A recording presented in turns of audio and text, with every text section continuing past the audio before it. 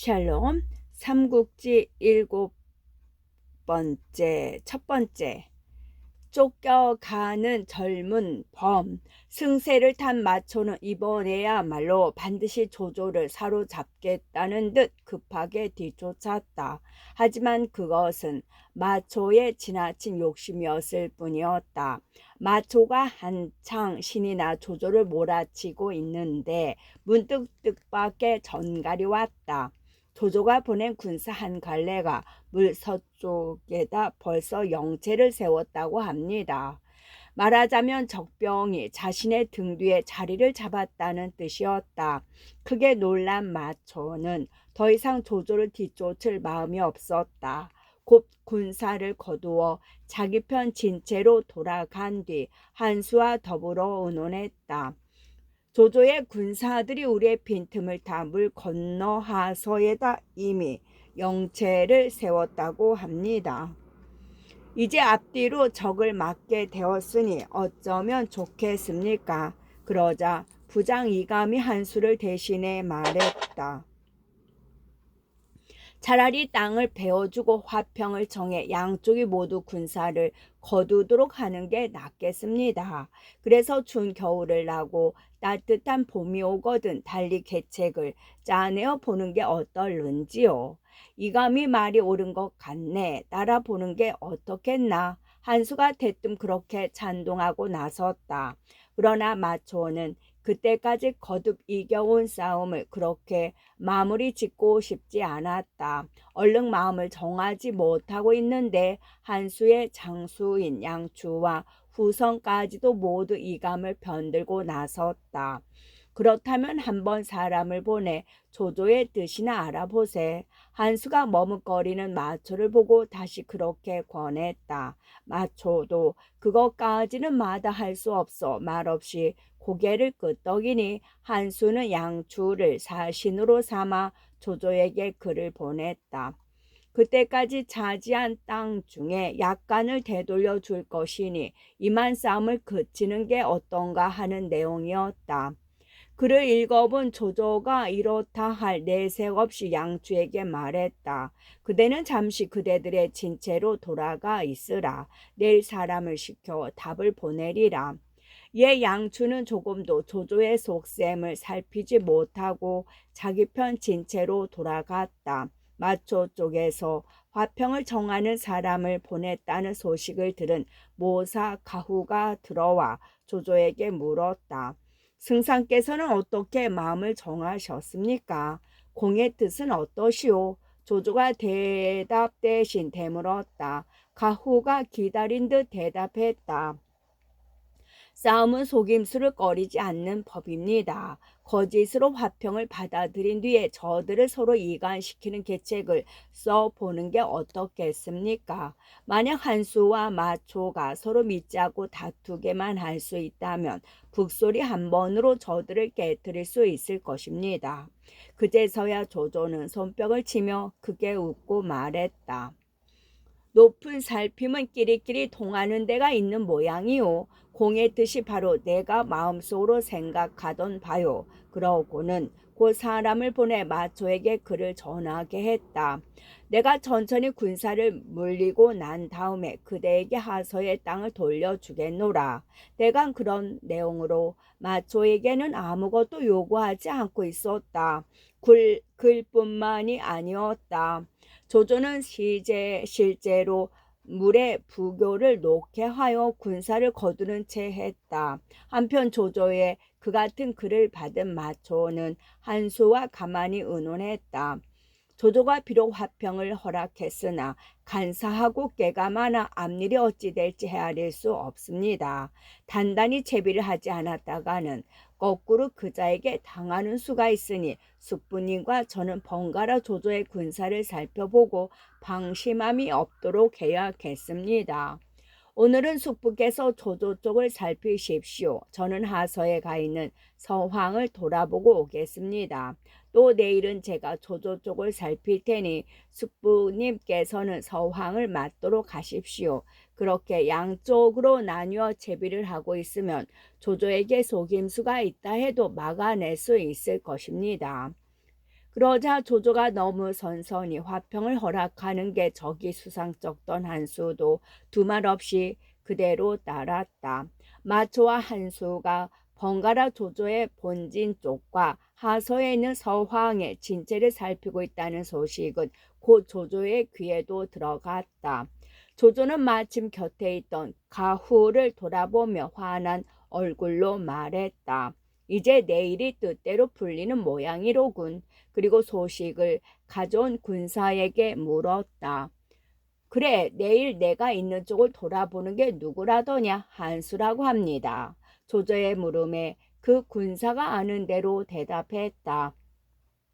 조조는 그 말에 더욱 기쁜 빛을 감추지 못했다. 다음 날이었다. 조조는 여러 장수들을 이끌고 영체를 나섰다. 그리고 그들을 좌우로 벌려 세운 뒤 자신은 말을 타고 가운데 우뚝 서서 한수의 군사들 쪽을 바라보았다.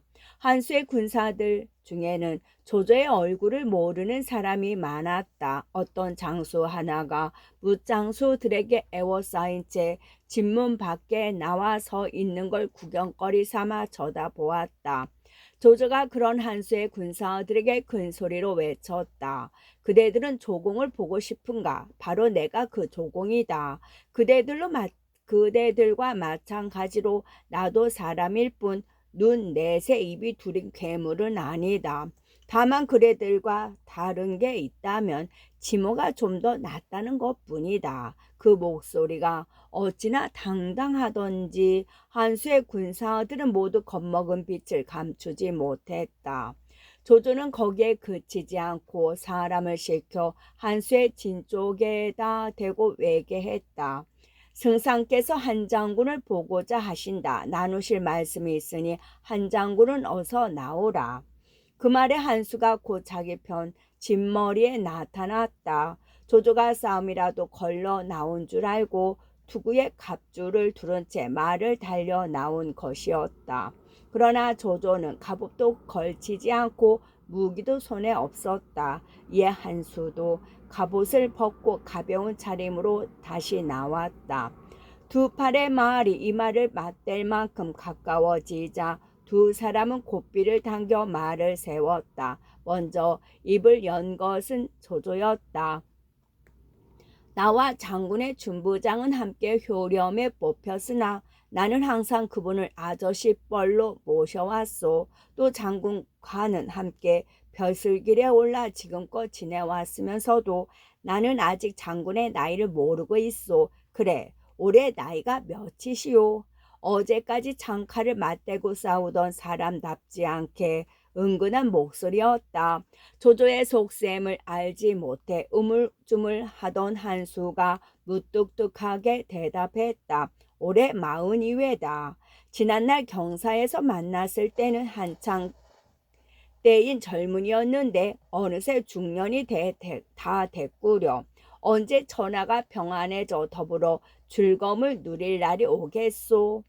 조조가 더욱 은근한 정을 내비치며 말했다. 그러고는 이어 전에 장안에서 있었던 자질구레한 일들을 늘어놓는 봄이 남 보기에는 오랜만에 옛벗이라도 만난 듯했다.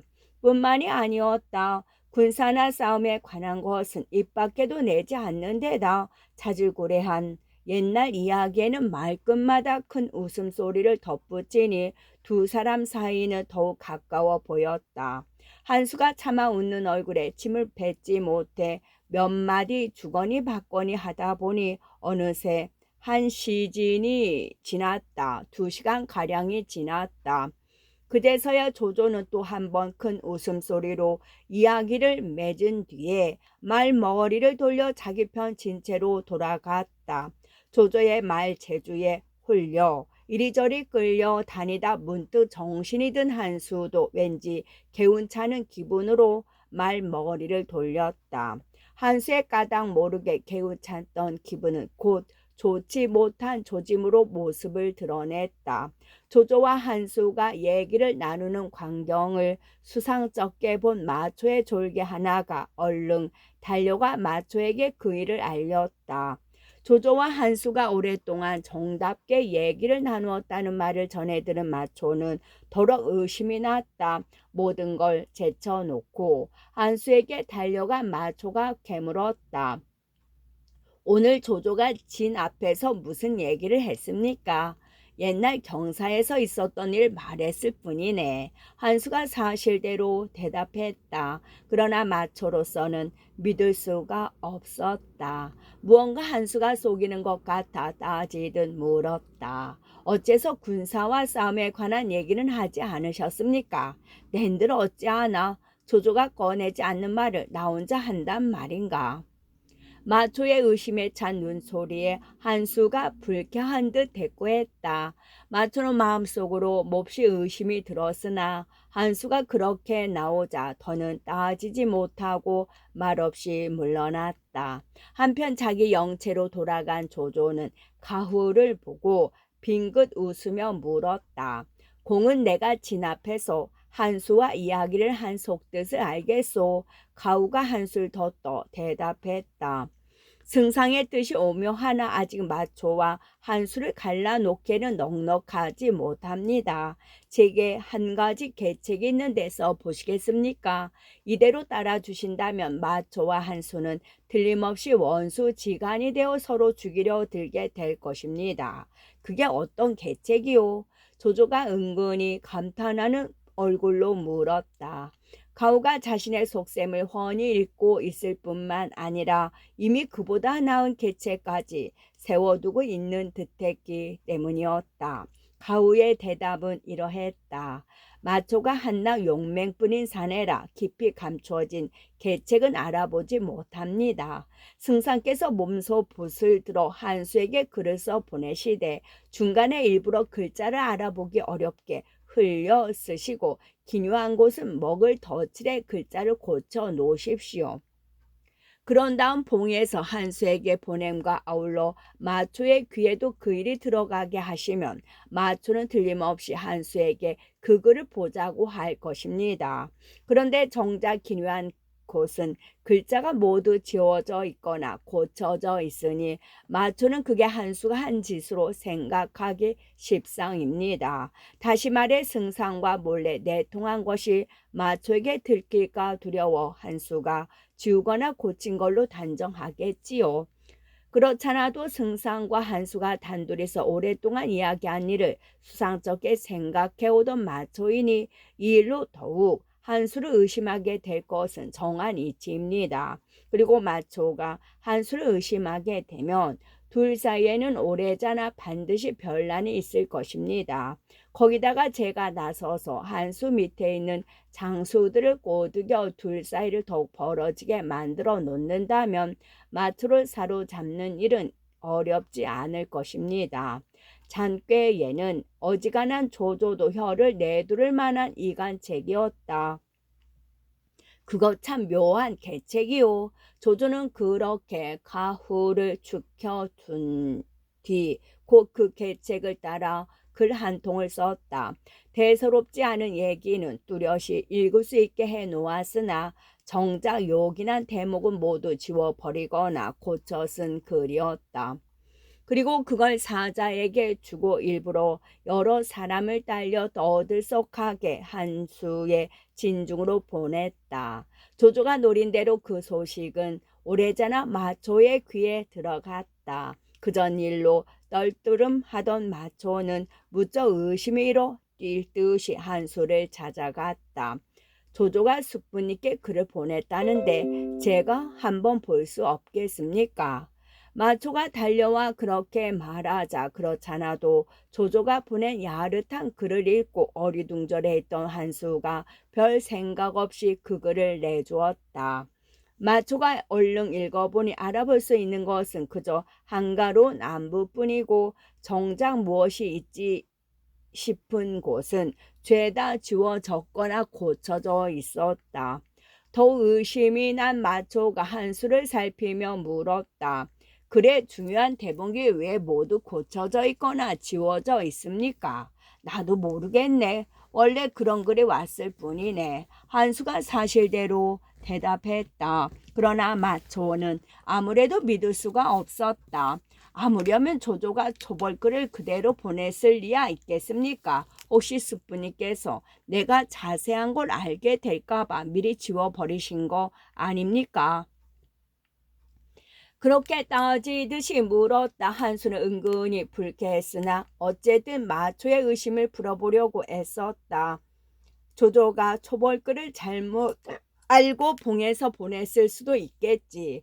그건 더욱 믿지 못하겠습니다. 조조가 모든 일에 꼼꼼한 사람인데 어찌 그런 잘못을 저지를 수 있겠습니까? 아무래도 숙부님께서 무얼 속이고 있는 것 같습니다.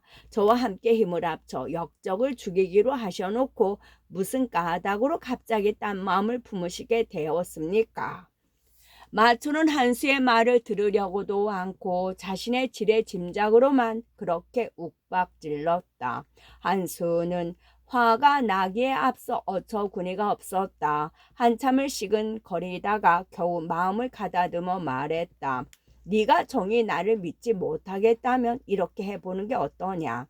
내일 내가 진 앞에서 조조를 정해 얘기를 나누거든. 네가 가까운 곳에 숨어 있다가 달려나와 한창의 조조를 죽여버려라. 아무래도 말로는 마초의 의심을 풀어줄 수 없을 것 같아. 한수가 짜낸 궁이었다.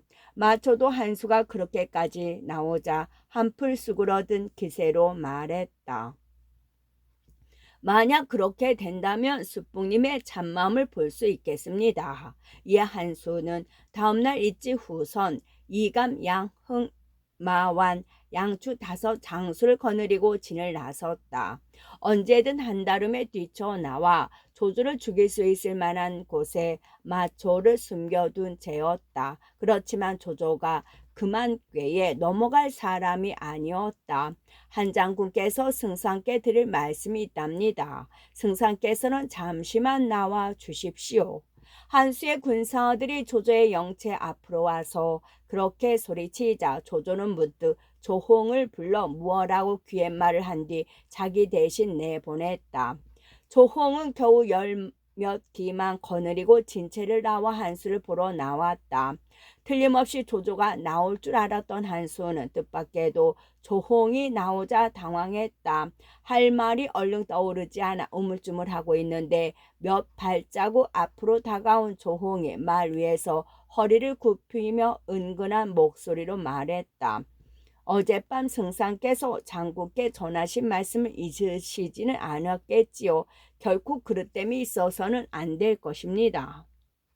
실로 한수에게는 밑도 끝도 없는 엉뚱한 소리였다. 한수가 하도 어이없이 멍하니 바라보고 있는 사이에 조홍은 그 말만 하고는 이내 말머리를 돌려 자기 진채로 돌아가 버렸다. 한수가 그게 아니라고 잡아댈 겨를 마저 없었다. 하지만 가까운 곳에 숨어서 조홍의 말소리를 들은 마초에게는 모든 게 한 끈에 꿰어진 구슬처럼 또렷해 보였다. 한수는 전날 낮뿐만 아니라 간밤에도 조조와 무슨 말을 주고받았을 만큼 깊이 내통하고 있는 것임에 틀림없다고 단정했다. 이놈, 이래도 나를 속일 테냐? 분노로 눈이 뒤집힌 마초가 창을 끼고 말을 달려 나오더니 벼락같이 소리치며 한수를 찔러 갔다. 한수가 황급히 몸을 피하고 5장수가 힘을 다해 마초를 말려 간신히 피를 보는 일은 비했으나 거기서 이미 마초와 한수 사이는 돌이킬 수 없게 갈라지고 말았다. 조카는 나를 의심하지 말게. 정말로 나는 딴 뜻이 없네. 진채로 돌아온 한수가 거듭 마초에게 자신의 결백함을 밝혔으나 마초는 조금도 믿어주려 하지 않았다. 한동안 성난 눈길로 한수를 쏘아 보다가 말없이 자기 진채로 돌아가 버렸다. 마초가 끝내 의심을 풀지 않고 떠나버리자 한수도 그대로 가만히 있을 수 없었다. 거느리고 있는 5장수들을 모두 불러놓고 어두운 얼굴로 물었다. 마초가 원한을 품고 돌아갔으니 아무래도 심상치 않다. 이제 일을 어떻게 풀어나가야 하겠는가. 그러자 양추가 나서서 말했다. 마초는 자신의 용맹과 무예에 기대 주공을 얕보는 마음이 있습니다. 설령 우리가 그와 힘을 합쳐 조조에게 이긴다 한들 그런 그가 우리 몫으로 무엇을 주겠습니까? 제 어리석은 소견에는 차라리 조공께 몰래 항복함만 못할 것 같습니다. 그래서 뒷날 제후에 자리나마 잃지 않는 게 마초에게 업신여김을 받는 것보다야 낫지 않겠습니까? 하지만 한수는 아무래도 그렇게까지는 하고 싶지 않은 듯했다. 나와 그 아비 마등은 의로 맺은 형제다. 어찌 차마 저버릴 수 있겠는가. 일이 이미 이 지경에 이르렀으니 달리 도리가 없습니다. 그렇다고 마초의 칼을 목을 누리고 기다릴 수는 없지 않겠습니까?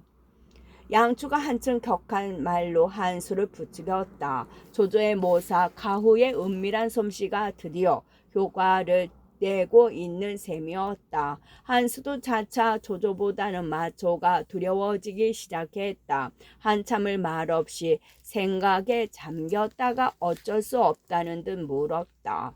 그렇다면 누가 조조에게 가서 항복의 뜻을 전하겠는가? 제가 가겠습니다. 기다리고 있었다는 듯 양추가 다시 나섰다. 이에 한수는 양추에게 밀서 한 통을 써주고 조조에게 보내 항복의 뜻을 전하게 했다. 젊은 범 마초의 발톱은 그렇게 어이없이 잘려나가고 말았다. 한수로부터 항복의 뜻을 전해받은 조조는 크게 기뻐했다. 곧 한수를 서량후로, 양추는 서량 대수로 삼고 나머지 장수들에게도 모두 큼직한 벼슬 자리를 내렸다. 그리고 불을 놓은 걸 군으로 삼아 한수와 함께 마초를 지기로 양추와 약조를 맺었다. 조조와 헤어져 한수에게로 돌아간 양추는 그간의 일을 자세히 말한 뒤 그 약조를 전했다.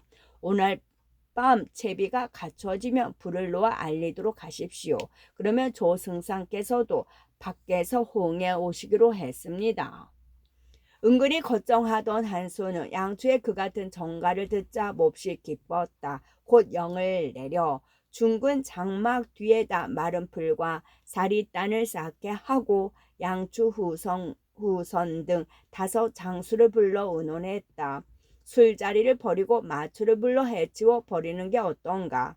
한수가 5 장수들을 보며 물었다. 마초가 연히 장수라면 될 법한 계책이었으나 그의 무예와 용맹이 남다른지라 겁먹은 장수들이 얼른 대꾸를 하지 않았다.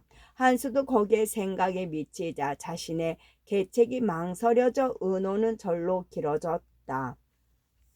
하지만 마초에게도 눈과 귀가 없는 것은 아니었다. 한수가 조조와 내통하여 무슨 일을 꾸미는 것 같다는 말을 몰래 풀어둔 군사들에게서 듣자 금세 칼을 짚고 일어났다. 나는 우선 대여섯 사람을 데리고 한수의 움직임을 살피더이니 그대는 곧 장졸들을 수습해 내 뒤를 바치도록 하라. 방덕을 불러 그렇게 영을 내린 마초는 그 길로 한수를 찾아 나섰다. 한수의 군막에 이르니 아직 제 주인이 꾸미는 일을 잘 모르는 군사들은 아무런 생각 없이 마초를 안으로 들여보내 주었다. 마초는 발걸음 소리를 죽이고 가만히 한수가 있는 쪽으로 다가갔다. 그때껏 의논을 정하지 못한 한수는 수하의 5 장수들과 함께 마초를 죽일 계책을 짜내느라 수군거리고 있었다. 그러다가 드디어 무슨 결정이 났는지 양추가 문득 큰 소리로 한수를 재촉했다. 일은 결코 질질 끌어서는 아니 됩니다. 되도록이면 빨리 해치우도록 하십시오. 그 말을 들은 마초는 크게 노했다. 서리빨 같은 칼을 빼들고 그들 가운데로 뛰어들며 큰 소리로 꾸짖었다. 이놈들이 감히 나를 해치려 들다니. 그 소리에 한수를 비롯한 5 장수들은 깜짝 놀랐다. 정신이 아뜩하여 멍하니 마초를 올려보고 있는데 마초가 칼을 저들어 한수의 얼굴을 후리쳤다. 한수가 엉겁결에 손을 내밀어 칼을 막으니 왼팔이 도망나 떨어졌다. 그제서야 번쩍 정신이 든 한수의 5장수들이 일제히 칼을 빼들고 마초에게 덤볐다. 좁은 군막 안에서 5을 상대로 싸우는 게 이롭지 못하다 여긴 마초는 군막 밖으로 몸을 빼냈다. 5장수가 놓칠세라 뒤쫓아와 마초를 에워싸고 칼을 휘둘러 댔다. 마초는 홀로 그들을 막고 있었으나 조금도 두려운 빛이 없었다. 한자로 보도에 의지해 싸우는데 칼빛이 스쳐가는 곳에는 어김없이 적의 선열이 뛰었다. 5 가운데 먼저 마초의 칼을 맞고 쓰러진 것은 마완이었다. 마초가 이어 다시 양흥을 베어 넘기자 나머지 3 장수도 더는 마초와 싸울 마음이 나지 않았다. 졸개들이 보고 있다는 것도 있고 각기 머리를 싸쥐고 달아났다. 혼자서 5 장수를 물리친 마초는 다시 군막 안으로 뛰어들어가 한수를 찾았다. 그러나 그때 이미 한수는 졸개들의 구함을 받아 어디론가 피하고 없었다. 마초가 한수의 군막에서 나오니 누가 질렀는지 벌써 군막 뒤에서 불길이 치솟고 있었다. 놀란 한수의 장졸들이 각기 영체를 나와 한수의 군막 쪽으로 몰려들었다. 아무리 천하의 맹장 마초라지만 새카맣게 몰려오는 그들까지도 홀로 당해낼 수는 없었다. 급히 말에 올라 그곳을 빠져나오려는데 방덕과 마대가 거느린 후군이 그곳에 이르렀다. 뒤이어 어제까지 한편이었던 서량병들 사이에 한바탕 어지러운 싸움이 일었다. 아무래도 젊은 마초가 앞장서서 싸우는 쪽이 유리할 수밖에 없어 곧 대세가 판가름 나려 할 즈음이었다. 갑작스런 함성과 함께 조조의 대군이 사방에서 마초를 에워쌌다. 앞은 허저요 뒤는 서왕이며 왼쪽은 하후연이요 오른쪽은 조홍이었다. 마초는 급히 방덕과 마대를 찾았으나 서량병이 서로 뒤얽혀 싸우는 북새통이라 찾을 길이 없었다. 하는 수 없이 100여 기만 이끌고 위교로 올라가 다리목을 막아섰다. 어느 날은 이때 날은 어느새 희끄물에 밝아오고 있었다. 마초의 눈에 한때의 군마를 이끌고 다리 밑을 지나가는 한수의 장수 이감이 들어왔다.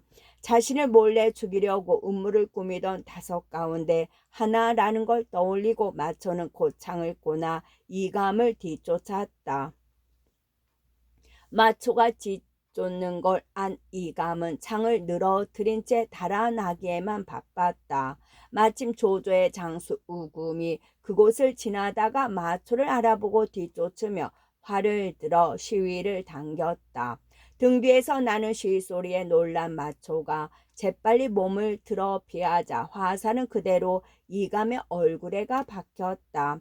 자신이 쫓던 이감이 구슬픈 외마디 소리와 함께 말에서 떨어져 죽는 걸 본 마초는 곧 말머리를 돌려 뒤쫓는 우금에게 덮쳐갔다. 마초의 기세에 눌린 우금은 창칼을 몇 번 부딪혀 보지도 않고 말을 박자 달아나 버렸다. 우금을 쫓고 다리 위에 돌아간 마초는 다시 다리목을 지키고 서서 방덕과 마대를 기다렸다. 호의 군을 선두로 벌써 다리 근처에까지 이른 조조의 대군은 마초가 다리목을 지키고 선 걸 보자 감히 밀고 나가지 못하고 어지럽게 활만 쏘아 붙였다. 마초가 장대를 휘둘러 날아오는 화살을 쳐내니 화살은 모두 땅으로 떨어졌다. 하지만 그 사이에 조조의 대군은 마초가 서 있는 다리를 몇 겹이나 에워싸고 말았다. 마초가 거느리고 있던 기병을 휘몰아 뚫고 나가보려 했으나 워낙 조조의 대군이 굳게 에워싼 가닥에 뜻대로 되지 않았다. 마초는 한 소리 큰 외침과 함께 강 북쪽으로 치고 들어갔다. 그러나 따르던 기병들이 조조의 군사들에 의해 길이 끊긴 바람에 마초 혼자 두꺼운 적진에 갇히고 말았다. 마초는 힘을 다해 뚫고 나가보려 했지만 곧 위급한 지경에 빠져들었다. 조조의 군사들이 마초가 탄 말에 쇠뇌를 쏘아 말이 쓰러지며 마초가 땅에 굴러 떨어졌다. 말에서 떨어진 마초를 향해 조조의 군사들이 개미떼처럼 몰려들고 있을 때였다. 문득 서부 쪽에서 한때의 군마가 쏟아져 나와 마초를 위급에서 구했다. 바로 방덕과 마대가 거느리는 군사였다. 두 사람은 마초를 구해 말 위에 태운 뒤 한 가닥 살길을 뚫어 서북쪽으로 달아났다. 마초가 몸을 빼쳐 달아났다는 소리를 들은 조조는 여러 장수들을 불러 어미 영을 내렸다. 밤낮을 가리지 말고 힘을 다해 마초를 뒤쫓도록 하라. 그의 목을 얻어오는 자에게는 천금의 상과 만호후를 내릴 것이요 사로잡아 오는 자는 대장군의 봉하리라.